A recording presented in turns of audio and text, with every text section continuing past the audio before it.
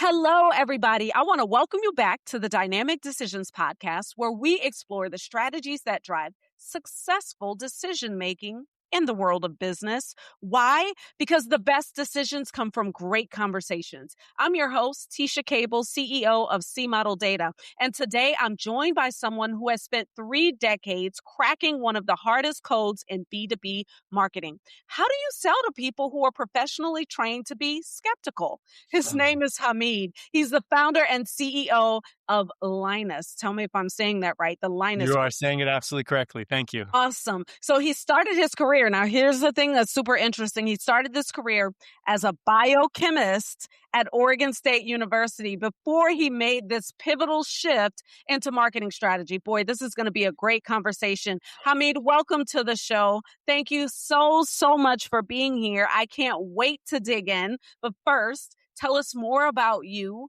and more about your company. Well, thank you for having me. It's lovely to be on your show, and also just thank you for everything that you do. I think it's wonderful that you're taking this on. Yeah, so I'm the founder and CEO of the strategy firm Linus, and we work with ambitious life science and healthcare companies to help them grow. That's essentially what we do. So, as you mentioned, I'm a biochemist, but I've spent my entire career thinking about how people make decisions in technical settings. So these are doctors, scientists, engineers, and there's a misnomer that people make decisions using data. And what's interesting is that data is enough to convince someone of something, but it's not enough to get them to act. And so the second half of the decision-making is often missed in these situations. So my team and I have developed models for how to influence these decisions in a positive way. And we use those models in marketing and sales. We do a lot of product launch positioning, but we've also used it to help, say, startups tell a story for fundraising. We've used it in education and publishing and also advocacy and thought leadership.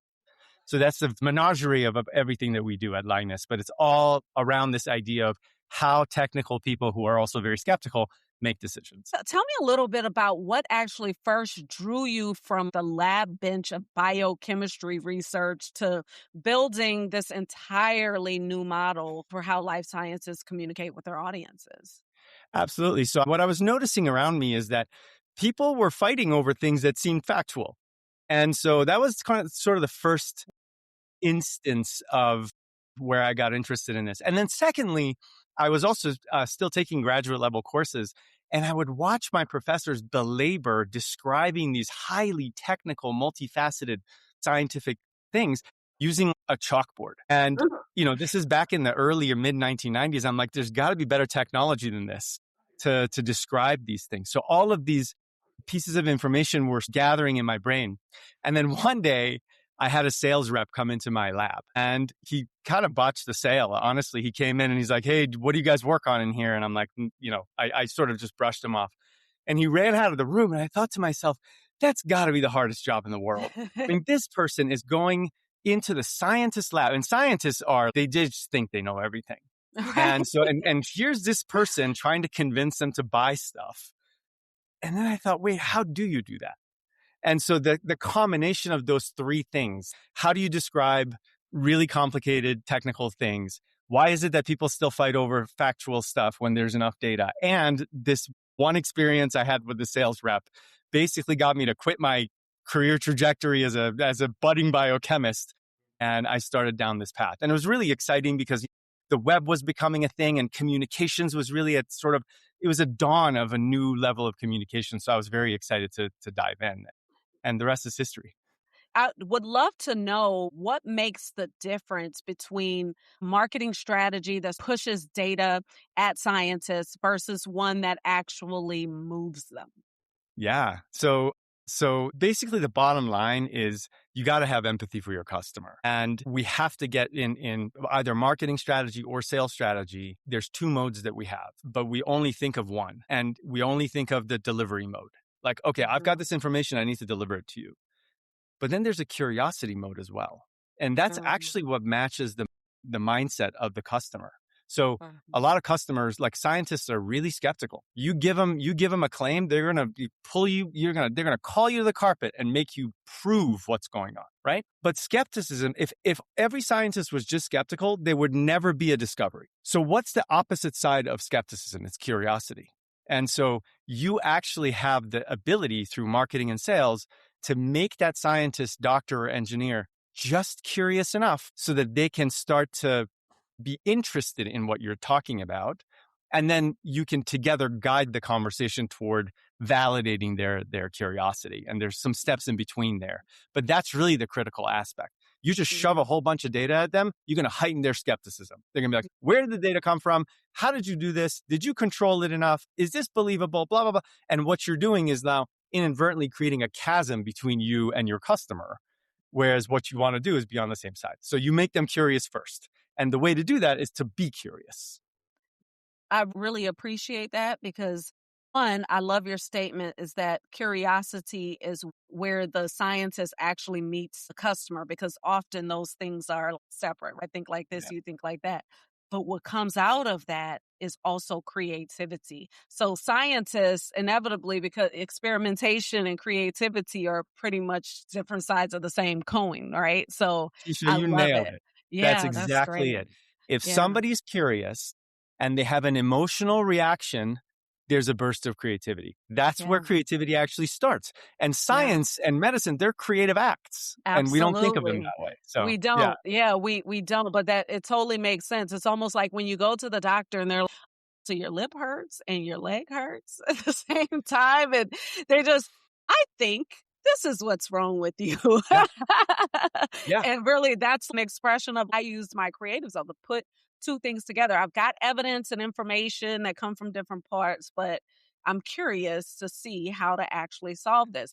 Fantastic. What's even more fascinating about this core thesis you have is that you're telling us that scientists and doctors who appear to be ultimate rational decision makers are actually driven by this emotion. So most people are going to find that to be deeply counterintuitive. So how do you actually explain the interplay between emotion and logic and how technical professionals actually evaluate and choose products? yeah, absolutely. So you're absolutely right. There's emotion and logic. And those are two parts of the human brain. So if I'm a scientist, if I'm a doctor, an engineer, if I've spent my entire life sort of spending my life in facts and figures, I'm not suppressing the emotional side. In fact, the way that a doctor or a scientist will talk about the emotional side, they call it, that's my gut instinct. It's my intuition. That's meaningless. You know, if you think about it from a factual perspective, intuition should have no play in something that's completely factual. And yet intuition is what drives a lot of discovery and a lot of cures. And so there's a really important aspect to this, and we have to start to pay attention to it. The way that you actually get them to go back and forth between looking at something from a subjective or an objective lens is with the level of information or stimulus, as I call it, that you provide to them. So if I want to make you curious, the stimulus I will present to you is either a provocative question or I will give you the answer to something and make you guess the question. Those are the ways that I can engage your full brain, your full body into the conversation rather than just sort of soliciting your frontal cortex to chew on all the factual stuff that I'm giving. But once I feel like, okay, you're now hooked, a scientist now needs to form a hypothesis before they're engaged enough to go further. And so then you give them enough factual information, but you also, your posture as a salesperson or a marketer has to back off and give them the information and say, we believe that this information will lead you to the right hypothesis. And so we just leave it at that. We never give them the answer. We give them the information to create the question for themselves. That's the difference. Science, it's a constant race to the next starting line, where every starting line is a question that you answer. So you ask a question, you do a whole bunch of research that leads you to a new question. And then you answer that and on and on. So those hypotheses, those questions are really critical.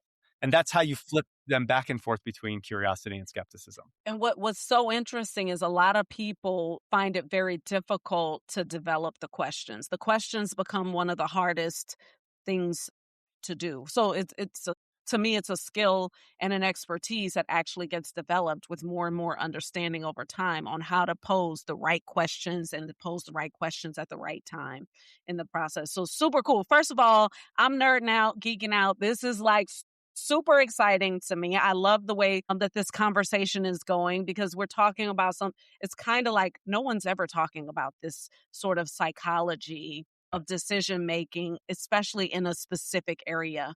And I think there are a lot of people out here building tools and solutions right now trying to help the technically minded. And so this is really, really, really cool. How should leaders think about mapping their commercial strategies to where their technical prospects actually are in that Yeah. journey? So the good thing is now we have, technology that can help us basically simulate a two-way conversation. So I get this question a lot because we actually present the model from the decision-making journey that your audience is on, whether it's one-on-one, whether it's even your own team inside of your company, if they're a bunch of scientists or engineers, this model still works for them. And so the way that we present it is linear. Is like, okay, first they need to have this curious thing, and then there's a burst of creativity. Then they move and form a hypothesis, and then they move and validate that hypothesis. But you never know where the customer is when they approach you, right? And so if somebody comes to you and is ready to cut you a PO or give you a check, you're not like, no, wait a minute. Let me make you curious first. We don't do that, right? You just take their money. You're like, let me get that, right? But the good thing is because of all of the digital tools that we have, the customer's digital posture can tell you where they are with what they are clicking on, the interest that they share. All of those give us a really good clue. If we've set the right sort of morsels, then their behavior can really signal whether they have intent or they don't and where they are in that buying journey. So that's how that mapping actually works. And it works incredibly accurately. Yeah, I believe it. As Linus kind of continues to help these life science organizations grow and remain relevant, how do you make sure that your methodology stays ahead of what we know to be a rapidly evolving digital landscape? So what's your approach to understanding where scientific buying behavior and digital marketing are actually going to be in the next, let's say, 5 years, not just kind of where it is today? That's a great question. One of the tools that I use and the tools that we use at Linus to practice with our clients is scenario planning. So no one can predict the future. I actually believe that it's futile to predict the future. What's better and what leaders should do is to prepare for a range of futures. Yes. And so scenario planning is a very rigorous tool that helps you figure out where the puck is going to be 5, 10, 15 years from now. We work with companies who are developing products today that will hit the market in 2032, 2033. That's Totally makes outside sense. the realm of any kind of prediction, That's right. right? Yeah, So absolutely. they need to do this kind of scenario planning tool. So they're ready and saying, okay, if these criteria are manifesting in 2030, 2031, this is Right. what we're going to do. And if these other criteria are happening, this is how we're going to posture. So Yeah. there's that a priori thinking that allows them to keep their ear on the ground. And we do the same thing at Linus. Like, when we're thinking about where digital technologies are going, we don't just say, okay, where's the trend now and where's it going to be 5 years from now? We ask, what forces could change that trajectory? Could it make it go higher or lower? Why? And then what would happen to the world? So it's that stuff is endlessly interesting to me. So Yeah, we use same. it all. I also think you have to add very detailed tracking of your assumptions, right? Because that's how you validate and Brilliant. invalidate. It is so I believe these things to be true, and this is why, right? I'm modeling this way, and then you go about just checking off the list. Yep, this happened. Nope, this happened, and then you can get closer and closer to whether or not your projection is accurate or not. Hey, I just want to put this out for our audience. I want you to think about your organization's approach to selling or marketing, specifically in technical spaces. Are you leading with data and logic? Or have you found ways to connect emotionally with your scientific and clinical buyers? Do your sales and marketing teams truly understand the psychological journey that your prospects are on? We'd love for you to share your experiences with us on the Dynamic Decisions podcast. There we go. Do it on social media. Have fun with it. Do it. Okay. So let me ask a little bit about how do you actually create a consulting culture where deep behavioral insight drives commercial excellence? And what does that look like in practice when you're guiding a client through a major product launch? So interestingly, we actually do a lot of really deep qualitative market research work. And that's really what drives a lot of the strategies that we develop for our clients. And that's really what leads to excellence, because there's nothing that is more action inducing than voice of the customer. And so there's a lot of work that we do from that perspective. And the way that we do that market research, our moderators know what behavioral triggers they're looking for. And so there's two types of experimentation in the world. One is observational, where you just go in and you look to see what's going on and you just write things down. And then the other one is cause and effect. And so we use a lot of cause and effect types of exercises in our research. So let's say you're a respondent. I'm going to throw out a topic to see if you get angry or you get really excited or you get really guarded, and those are full body like responses. And those are the responses that we're really looking for. So we go in with a series of hypotheses of saying, okay, in this market, we believe maybe there is a pro-innovation bias. Let's test a pro-innovation bias. Let's test a status quo bias. And also let's test a scarcity driver. And so we go in and we just basically have a conversation. And the respondent doesn't really pick up on these because we're just having a conversation, but we're taking note. And so that's basically how we bring behavior into the marketing strategy that we're developing for our clients. And then that can turn into like, hey, let's write the emails this way, or let's create the landing page this way, or even if the button needs to be on this side versus that side. All of those have these little tiny effects in the outcome. I think it's awesome. And outcome, keyword in the outcome, doing it all so that you can achieve an outcome. All right, we're going to go into something that I love to do with my guests. It's called the decision-making persona assessment. Okay. So we're going to explore your decision-making style. And the way we're going to do it is I'm going to ask 4 questions representing different approaches. And after each one, you're going to tell me how much that approach resonates with how you actually make decisions. The thing is, you're going to score it from 0 to 100%. But there's another caveat, which is you only get 100% across all 4 areas. So I see. So if I spend 25% on something, I only have 75% for that. Okay. That's got it. Right. I love it. Let's go. You love it? Okay, here we go. So the very first one is called the feeler. It's a values-driven leader. So this persona prioritizes alignment with core values and mission, often weighing the human impact and cultural fit of decisions alongside business metrics. So when I'm developing a commercial strategy for a client, I ask myself, does this truly connect with how this scientist or clinician sees the world? Even if there's a faster or more data-heavy approach, will it honor the emotional and psychological journey that my audience is actually on, building the kind of genuine connection that catalyzes a decision? So, Hamid, how much does that values-based approach actually resonate with you? 40%.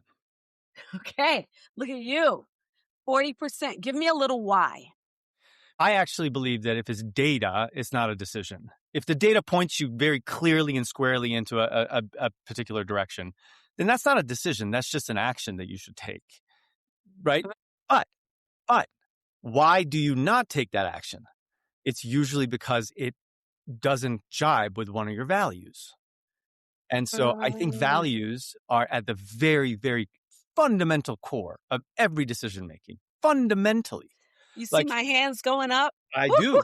I absolutely. Values are where it's at. Like you want to get your team aligned and you want them to act appropriately. Don't give them processes. Give them values. Yeah. That's where, 40%. Awesome. Let's do it. Here's the next one. It's called the planner. It's a strategic visionary. So this persona focuses on the long-term implications and future-proofing decisions, always thinking several moves ahead. You kind of talked about this. So when building commercial strategies for life sciences clients, I always ask myself, how do I map out how the scientific buying landscape will shift over the next 3 to 5 years? Given how fast digital channels and audience behaviors are evolving, will this approach give my client lasting competitive advantage, or will it be outdated before the launch even lands? I'm always trying to anticipate where professional skeptics will be before the rest of the market catches up. How much, So I mean, does that forward thinking? when we're working with our clients, I would say 25%. For ourselves, it's less than that usually. Ooh, say And that has more. to do, well, it has to do with my own, like, again, personal values and the way I make decisions. I need to feel things. And so I like to get into market and test things very quickly and rapidly develop them. Some of our clients are very comfortable with that because they're also either startups or whatever. And they're like, yeah, let's get out to market and we'll see what happens. Others are large corporations and so they really require that planning because they need to orchestrate a whole bunch of teams internally. And so we go much further than that in our decision making. So that's why the difference between the two. It's like my personal decision making style versus what we do for our clients. So what's our number? Let's just put an average. I said 15 and 25. So how about 20? You've got 40% left. Here's the next one. It's called the counter.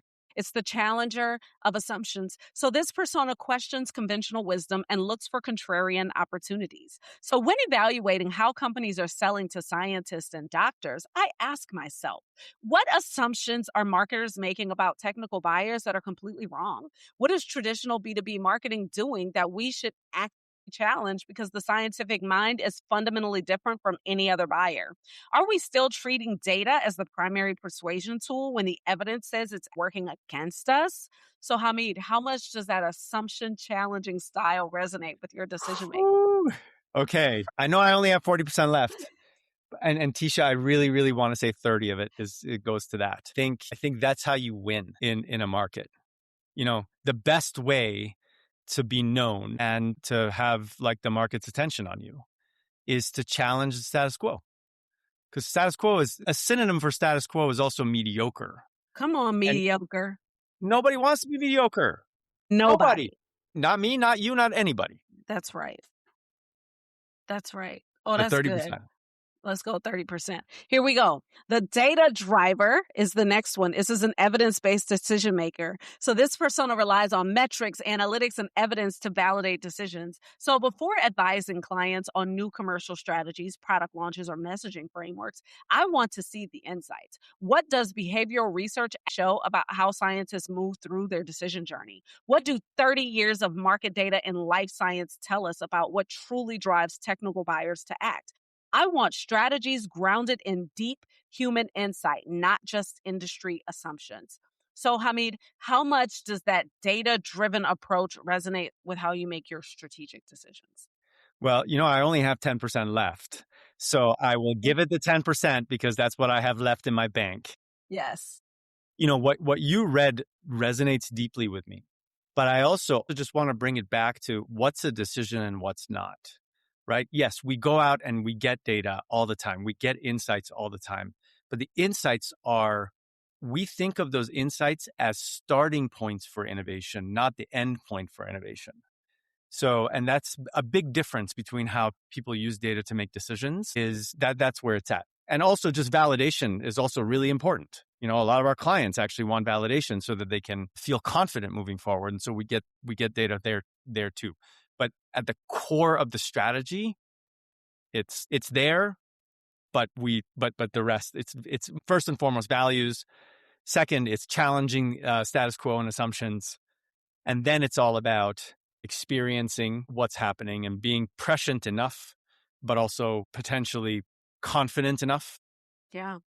And then having the data to back you up along the whole thing.